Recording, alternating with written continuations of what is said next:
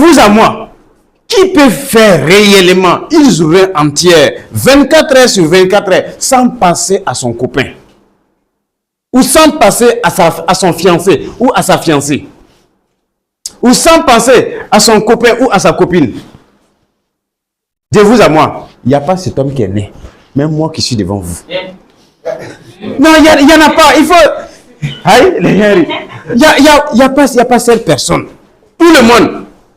Ça regoute tout le monde. Il n'y a pas cet être humain qui peut faire une journée entière sans passer à son conjoint. Mais de la manière que tu penses à ton conjoint là, ou à la personne, à ton futur mari là, ou à ta future épouse là, si tu penses réellement à ton travail ainsi là, tu ne peux pas essuyer ton travail. Tu ne peux pas essuyer de ton travail, c'est fou. Regarde, si tu aimes une femme là, hein, à un certain moment donné, comme il a dit, tu es sourd, elle dit rien ne rentre. Il ne faut même pas essayer. Mon papa m'a donné un conseil. Quel va me donner un conseil en tant que conseil, en tant que jeune? Que de grandir avec ça. Le jour que tu vas dire que, Sanou, la fille, il ne faut pas la marier parce qu'elle n'a pas un bon comportement. Que c'est une bagarre à vie que j'ai déclenchée comme ça. C'est une bagarre à vie.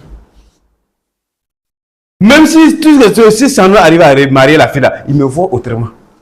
S'il n'arrive pas encore à marier la fille encore là, il dit, ça là, il y a ça toujours dans son cœur qui ne va jamais finir. Parce qu'il voit que moi je l'ai épargné de son manger. C'est dans ce sens que réellement il faut comprendre, le désir c'est un manque.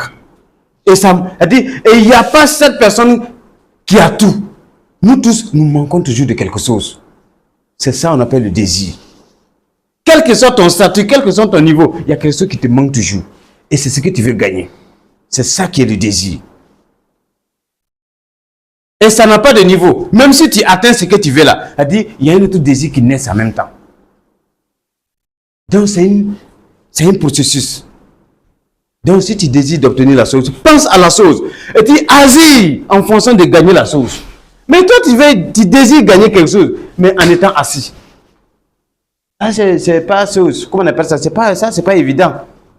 C'est comme on a l'habitude de dire, on ne peut pas dormir comme si on était en compétition avec les morts et vouloir réussir dans le monde des vivants. Ça c'est pas possible.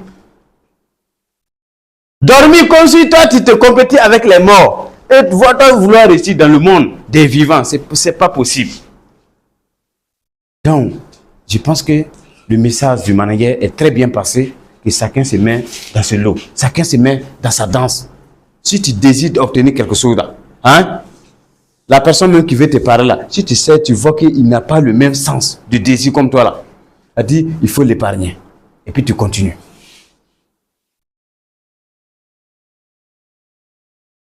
Donc, reconnaissons souvent la vérité que notre propre désir de gagner même la chose là n'est pas fondé. Ça ne vaut pas quelque chose. Raison pour laquelle on laisse le problème personnel dominer le problème professionnel. Donc, l'envie de gagner est sur tout le monde. Donc, que cette envie de gagner là, allez, vous-même vous respectez ça. Et vous mettez en action pour gagner. Qu'est-ce qui te manque? Qu'est-ce que tu veux gagner? Mais est-ce que ce que tu fais là, ça te rapproche de ce que tu veux gagner? Est-ce que ce que tu écoutes, est-ce que ça te rapproche de ce que tu veux gagner? Est-ce que ce que tu fais comme action, ton caractère même là, est-ce que ça te rapproche de ce que tu veux gagner? Il y a tout dedans. Donc, le désir ardent, elle dit, doit vivre en vous. Et ça doit couler dans vos veines. Et c'est ça qui peut, franchement, faire de vous des grands leaders en devenir. Si c'est bien compris, donnons 20 000 ans de plus.